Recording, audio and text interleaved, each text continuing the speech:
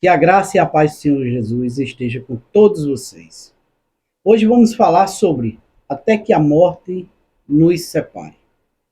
Vamos falar sobre a união que deve ser feita, consumada, mantida, até que um dos dois cônjuges venha a partir para o reino da glória. Ou, simplesmente partir. Por isso eu peço que você fique até o final desse vídeo para entender tudo.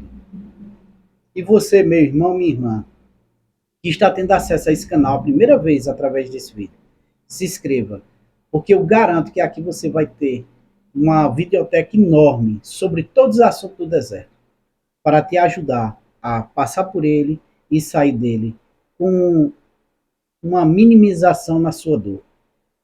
Porque sempre vai doer, mas você vai, através do conhecimento, ter ela minimizada. Amém? Até que a morte nos separe. A palavra do Senhor diz lá em Gênesis o seguinte, que Deus traz a mulher para o homem e vem a seguinte narrativa. Esta é osso dos meus ossos, carne da minha carne. Será chamada varoa, pois do varão foi tomada.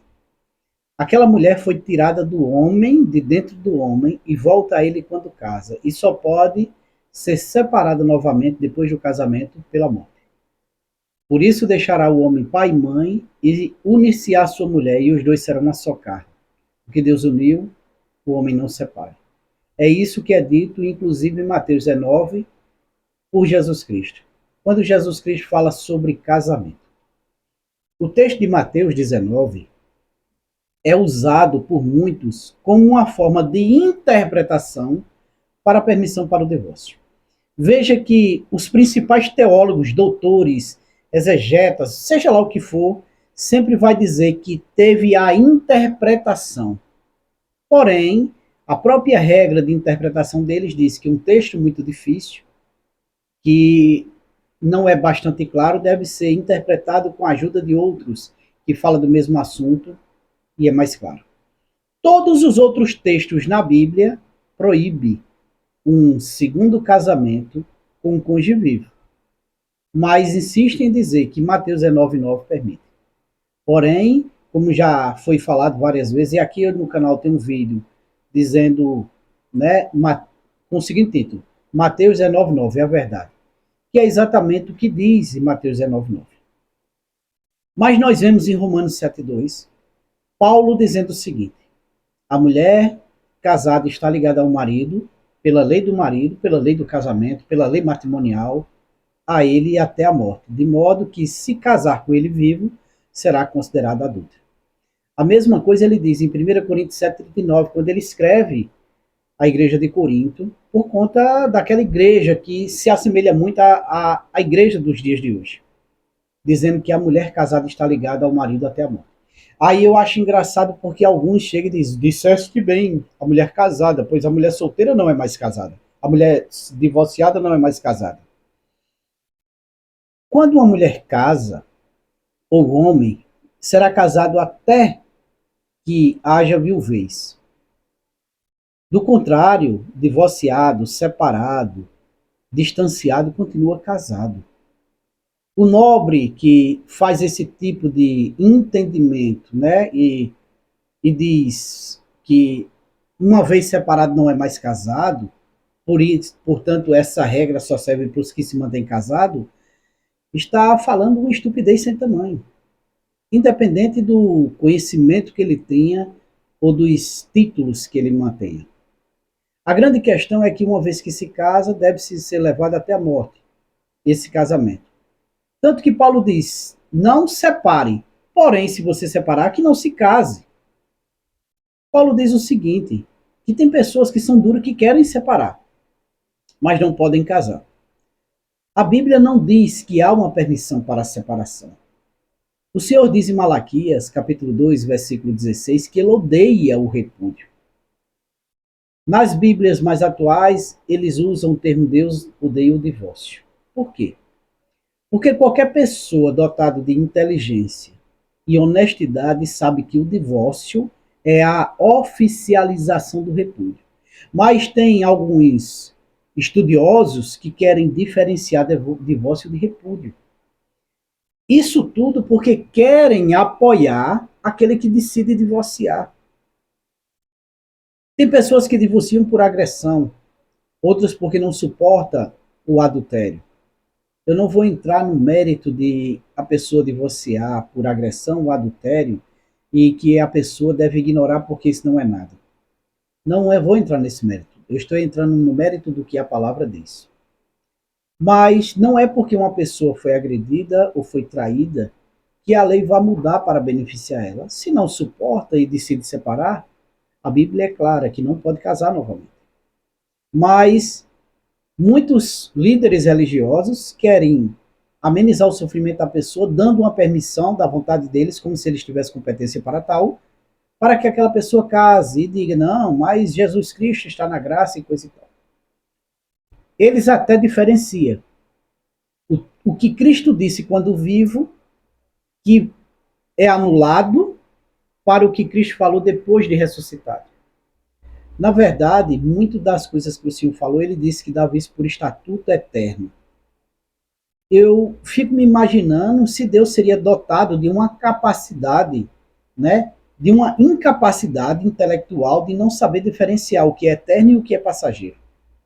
Pois o homem se sente mais inteligente do que Deus, a ponto de dizer, não, Deus disse que isso era eterno, mas ele estava se referindo eterno enquanto o homem estivesse naquele período ou naquela geração. A palavra eterno significa que é uma coisa que não tem fim. Então, se é um estatuto perpétuo, eterno, significa que vai ser até o fim. As pessoas têm um hábito de dizer que a graça anula tudo que Deus fez e transformou Deus em um Deus bobo, diferente daquele outro Deus, como quisesse dizer. Deus era um tirano impiedoso e agora não, ele é um bobão. Quando a Bíblia diz que Deus não muda, não há variação de mudança em Deus. Agora, por que Deus leva o casamento tão a sério? Porque desde a criação até o Apocalipse, Deus assemelha a relação dele com o seu povo a um casamento. Ele diz que o seu filho vem buscar a noiva dele. É um casamento. Uma noiva que errou muito, que pecou muito, que está recebendo perdão constantemente. Mas o homem é, sem dúvida, né, mais importante do que Deus. Como diz alguns pregadores coach que tem por aí, você é o centro, Jesus Cristo apontou para você, você é a joia de Cristo, tudo que ele fez é para você porque você é extremamente importante. Mais importante do que o próprio Cristo, do que o próprio Deus. Pois o homem um dia irá se assentar no trono, vai jogar Deus para o lado e vai tomar conta? Será? Porque se faz isso nas democracias, se faz isso nos impérios, um homem toma o lugar de outro. E isso se faz nas famílias. Um homem perverso, uma mulher perversa vem e toma o lugar de um homem justo, de uma mulher justa. E a sociedade apoia. Mas a palavra do Senhor diz que casamento é eterno. Eterno, né? Aliás, ele é válido enquanto os dois que se aliançaram estão vivos. Não eterno no sentido de você morrer e vai para a eternidade, mas no sentido, me expressei mal, no sentido de o casamento é para a vida toda. Já ouvi um rabino, um homem que eu gosto do material dele, dizer que é uma farsa e é demoníaco o casamento, né? Enquanto os cônjuges estão vivos, que não tem problema separar. Não tem problema separar quando não é a mulher dele que deixa ele e abandona com os filhos. Aí não tem problema separar. Não tem problema separar quando não é alguém da família dele que é abandonado, traído, repudiado. Não tem problema separar. Pois na Bíblia, que ele lê, que é o Torá, o Taná, fala claramente que o adúltero deve ser apedrejado. Agora, por que isso? Para que o outro que foi a vítima fique livre. Não diz que deve divorciar. Moisés ainda permitiu dar carta de divórcio por causa da dureza do vosso coração, como Cristo falou, mas Cristo disse, mas não foi assim, não é assim, não deve ser assim. Ele desautorizou a besteira que Moisés falou. Moisés não era um homem perfeito, assim como Salomão também não era, tanto que Moisés não entrou na Terra Prometida. E Salomão, tudo que foi dado como lei, Salomão quebrou. Salomão casou com mulheres estrangeiras, praticou a poligamia, Salomão comprou cavalos no Egito, Salomão adorou outros deuses. Salomão errou muito. Ah, e Salomão perdeu a salvação? Não me importa, não me interessa, isso é com ele, Deus. Mas mostra que Salomão não é exemplo quando se fala de família, como Davi também não é. Mas Davi é exemplo de arrependimento, o qual nós devemos copiar e nos arrepender dos nossos erros. Mas Cristo não veio para anular o Velho Testamento. Ele veio para cumprir, veio para aperfeiçoar. Tanto que ele disse que no Velho Testamento, na lei, se você deita com uma mulher, adultério. E ele disse, se você olhar para uma mulher com desejo em seu coração, já cometeu adultério. E Jesus Cristo inspirou homens a escreverem coisas. E essas coisas que foram escritas acerca de casamento são válidas até hoje. Paulo nunca permitiu ninguém se separar e casar de novo. Dizem que há uma regra de exceção quando Paulo diz, se o descrente quiser ir embora, deixe, você está livre da servidão. Da servidão. O que é servidão, meu nobre irmão? Servidão é passar, lavar, cozinhar, fazer comida, levar a filha para casa. Porque se o outro for embora, como você vai fazer isso? Mas ele não está dizendo que você está livre da aliança, nem que pode casar novamente. Isso é a interpretação desses homens, e me deixa triste, grandes homens, pregadores de nome no Brasil, que dizem, isso é uma regra de exceção de Paulo. Será que é? Não, não é. Pois Paulo não diz, se o descrente quiser ir embora, deixe você estar livre para casar novamente. Segundo a palavra de Deus, ele não diz isso. Mas ele diz no mesmo texto de 1 Coríntios 7, ele fala nisso no versículo 15, no versículo 39, né? Alguns versículos depois, 24 versículos, ele diz o seguinte, que a mulher está ligada ao seu marido enquanto ele estiver vivo. De modo que se casar com ele vivo, será considerada adulta. Ele não diz a mulher está ligada ao seu marido enquanto ele estiver vivo, ele abandonar ou ele trair ela. Ele não diz isso. E Paulo era um homem que, com certeza, muito mais inteligente do que esses pregadores que estão aí. Porque Paulo vivia em função de cumprir a lei. E ele teve a orientação do próprio Cristo. Mas os homens de hoje, com o pecado no coração, com o amor ao dízimo e às ofertas, dizem que amenizam o fardo do povo e levam eles ao pecado. Atualmente, centenas de milhares de mulheres são rejeitadas, abandonadas, traídas, dentro das igrejas, inclusive, apoiadas por esses pastores. Muitos e muitos homens são traídos e abandonados dentro das igrejas, apoiados por esses pastores. Inclusive, muitos desses é quem adultera, traindo esse marido com a esposa dele. Infelizmente acontece isso.